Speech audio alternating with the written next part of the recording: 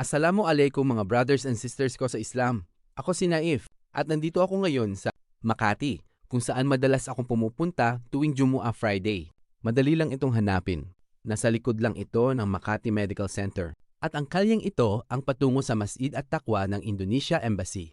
Pagdating ninyo sa building, pumasok lang kayo at may guard na maaari ninyong tanungan. Kailangan lang magdala ng valid ID. Nasa taas ng building ang masjid.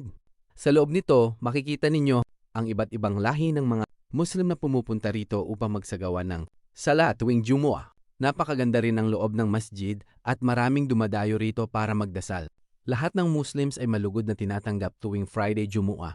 Nais ko lang ipaalam sa inyo na bukas ito para sa publiko tuwing Biyernes. Ang pagdarasal araw-araw tulad ng 5 times a day ay para sa Indonesian community lamang.